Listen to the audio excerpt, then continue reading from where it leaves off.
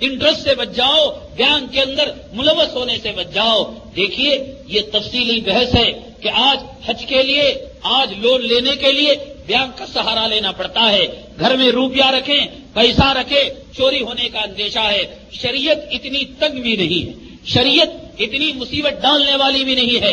یرید اللہ بکم اليسر ولا یرید بکم العسر، اللہ نے خود کلام پاک میں کہا ہے جب تمہاری ماں تم سے آسانی چاہتی ہے، جب تمہارا باپ تم سے شفقت کرتا ہے، میں اللہ ہوں، اللہ کائنات کا پالنہار ہوں، جہانوں کا پالنہار ہوں، چونٹیوں کو پالنے والا ہوں، مکھیوں کو پالنے والا ہوں، مچھروں کو پالنے والا ہوں، پرندوں کو پالنے والا ہوں، میں پرندوں سے محبت کروں۔ اور جس بنو آدم کو کہا وَلَقَدْ كَرَّمْنَا بَنِي آدَمَ، ہم نے بنو آدم کو شرافت سے نوازا، اسے تکلیف میں ڈالو۔ یرید اللہ بکم اليسر ولا یرید بکم العسر، اللہ نے کہا ہم تمہارے ساتھ کبھی تنگی نہیں چاہتے، آسانی چاہتے ہیں۔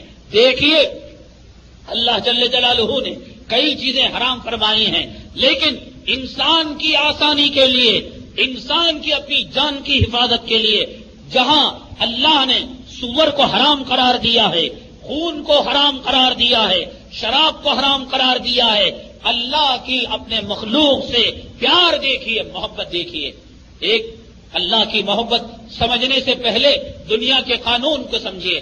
آپ اپنی وہیکل لے کر جائیے، اپنی سواری اور اپنی گاڑی لے کر جائیے، آپ کی ماں قسمہ پرسی کی حالت میں ہاسپٹل کے اندر ایڈمٹ ہے، ڈاکٹر نے فون کر دیا ہے چند ہی لمحوں میں تمہیں آنا ہے، ممکن ہے تمہاری ماں کا آخری دیدار تمہیں نصیب ہو جائے، تمہاری بیوی کے آخری سانسیں تمہارے سامنے تمہیں نصیب ہو جائے۔ آپ تیز رفتار سواری کے ساتھ، بہت تیز رفتاری کے ساتھ نہ انٹری دیکھتے ہیں نہ نو انٹری دیکھتے ہیں، جہاں ملا وہاں آپ گھستے چلے جاتے ہیں۔ نو انٹری میں آپ کی گاڑی چلی گئی اور وہی جو ہے چیکنگ انسپیکٹر آ گیا، آپ کی گاڑی کو روک لیا، آپ نے اپنی ماں کی بیماری کا حوالہ دیا، آپ نے اپنی بیوی کے سکرات کا حوالہ دیا، آپ نے اپنے اولاد کی موت اور تجہیز و تکفین کا حوالہ دیا۔ دنیا کا کون سا قانون ہے جو آپ پر محبت کرتے ہوئے، آپ پر شفقت کرتے ہوئے؟ جائیے صاحب، آپ بہت دکھی ہیں، اپنی ماں کے آخری سانسوں کو دیکھ لیجئے۔ جائیے صاحب، آپ بہت غم زدہ ہیں، اپنی بیوی کے آخری سانسوں کو گن لیجئے۔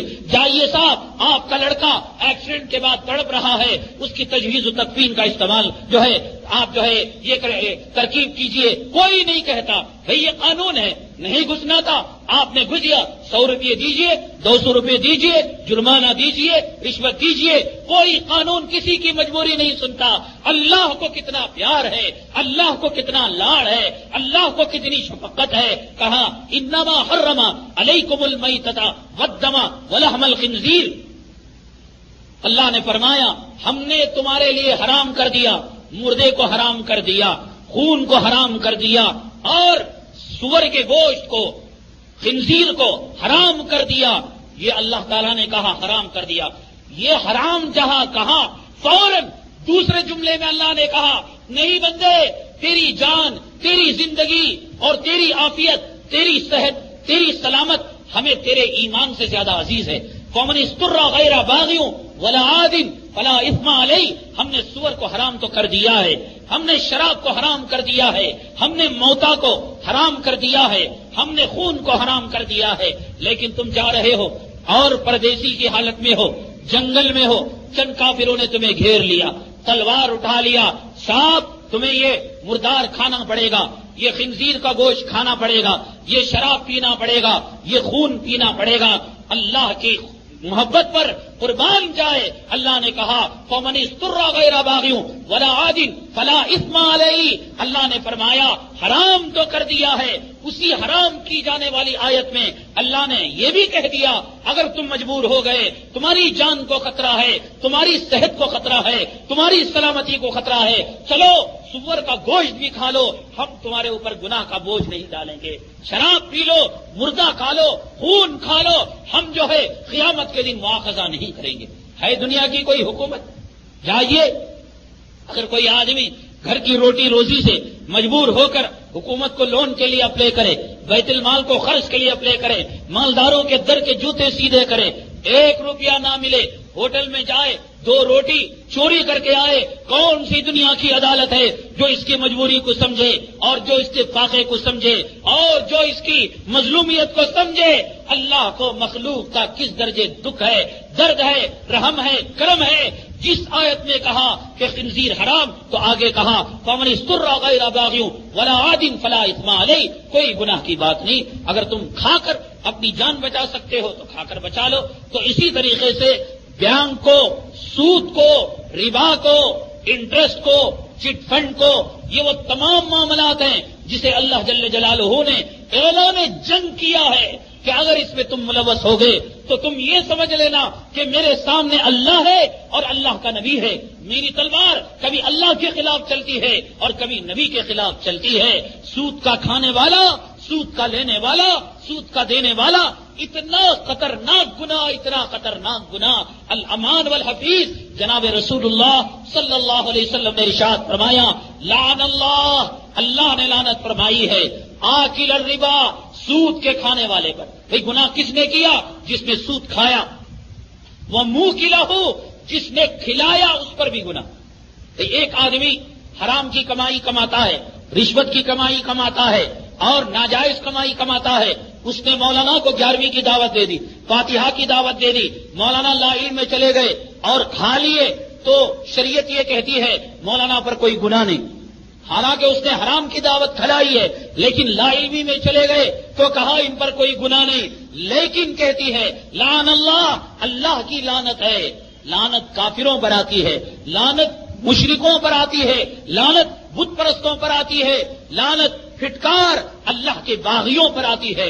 اللہ کے نبی نے فرمایا سود کے کھانے والے پر بھی لعنت، جو کھلا رہا ہے اس پر بھی لعنت۔ اتنا ہی نہیں، اور آگے بڑھیے، فرمایا وہ شاہد ہے، وہ کاتبی، اس کے لکھنے والے پر بھی لعنت۔ اس نے سود دیا، اس نے سود لیا، بیچ میں کلرکی کا کام کیا، وہ کتنا دیا، کتنا لیا، اور اس کتنا سود آنا ہے، کب لینا ہے، کب دینا ہے، کہا اس پر بھی لعنت۔ وہ شاہد ہے، اس کے لیے جس نے ضمانت دی، اس کے لیے جس نے گواہی دی، کہا اس پر بھی اللہ کی لعنت ہے۔ تو یہ ایک ایسا خطرناک گناہ ہے کہ اس میں ذرا سی طور پر جو ملوث ہو جاتا ہے وہ براہ راست سود کے گناہ میں ملوث ہو جاتا ہے۔ لینے والا پر، دینے والے پر، گواہ بننے والے پر، دلالی کرنے والے پر، لکھنے والے پر، ملوث ہونے والے پر، وٹنس ہونے والے پر، جگہ دینے والے پر۔ بیان کے لیے جگہ دینا بھی غلط، بیان کی ملازمت کرنا بھی غلط، بیان کی دلالی کرنا بھی غلط، بیان کے اندر بلا وجہ بلا مجبوری کے ملوث ہونا بھی غلط۔ لیکن یہ تفصیلی بحث آپ کے سامنے آئے گی کہ جب سرکار لون دے رہی ہے اور جب سرکار قرضے دے رہی ہے اور جب سرکار ترقی کے راستے فراہم کر رہی ہے، مسلمان کس حد تک وہ لون لے سکتا ہے، اور مسلمان حج کا جو پیمنٹ کرنا ہے وہ بینک کے ذریعے سے کرنا ہے، اور بینک کا معاملہ سودی معاملہ ہے۔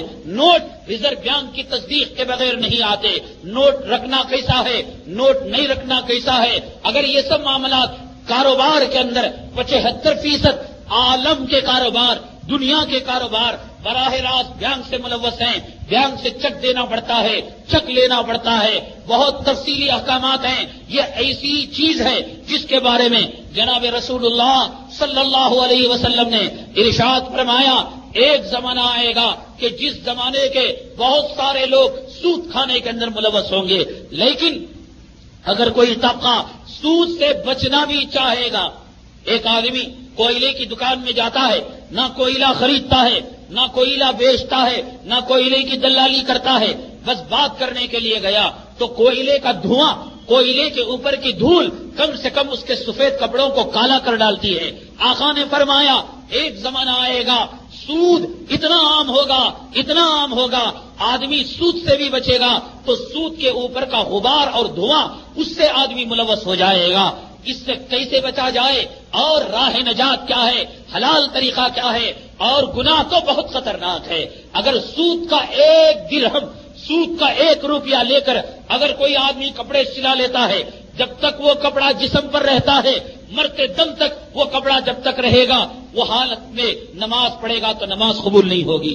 صدقہ دے گا صدقہ قبول نہیں، خیرات دے گا خیرات قبول نہیں، زکات دے گا زکات قبول نہیں، حج کرے گا حج قبول نہیں، عمرہ کرے گا عمرہ قبول نہیں، مسجد کو دے گا مسجد کو دینا قبول نہیں۔ بہت خطرناک مسئلہ ہے، انشاءاللہ اس کی تفصیلی بحث، اس سے بچ کر کیا ہے راہ نجات ہے۔ اسلام اگر اسے حرام قرار دیتا ہے تو بچنے کا کوئی طریقہ بھی تو بتاتا ہوگا۔ جب اس نے سور کے گوشت کو حرام کیا تو اس نے کہا مرغی کھا لو، اس نے کہا بکرا کھا لو، اس نے کہا کبوتر کھا لو، اس نے کہا فاختہ کھا لو۔ جب اس نے کہا سود حرام ہے تو اس کے بدل میں اسلام نے کوئی نظام معیشت تو دیا ہوگا۔ ابو بکر صدیق کی تجارت کیسی تھی، فاروق کی تجارت کیسی تھی؟ آقا تجارت کیا کرتے تھے، بغیر سود کے، بغیر لون کے، بغیر انٹرسٹ کے معاملہ کیا کرتے تھے۔ پیران پیر رحمت اللہ علیہ کاروبار کیا کرتے تھے۔ حضرت عبداللہ ابن مبارک رحمت اللہ علیہ تجارت کیا کرتے تھے۔ امام ابو حنیفہ رحمت اللہ علیہ کپڑوں کی تجارت کیا کرتے تھے۔ کیا یہ سب لوگ بینکوں سے چیک لے کر دے کر، سٹیوں سے چٹ فنڈ لے کر، سود لے کر کاروبار کیا کرتے تھے؟ راہ نجات کیا ہے؟ انشاءاللہ تفصیلی بحث اگلی جمعہ ہوگی۔ اللہ جل جلالہ سے دعا ہے اللہ جل جلالہ ہمیں سود کی لعنت سے توبہ کرنے کی توفیق عطا فرمائے۔ ہر قدم اللہ تعالی ہمیں حلال لقمے مرحمت فرمائے۔ آمین وآخر دعوانا الحمدللہ رب العالمین۔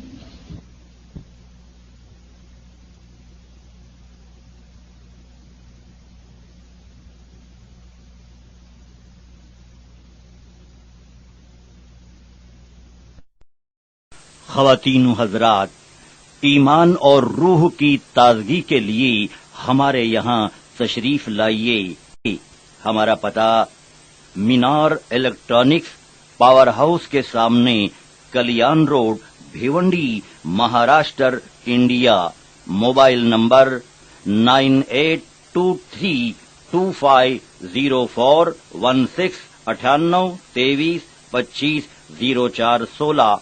پروپرائٹر محمد یعقوب خان اعظمی۔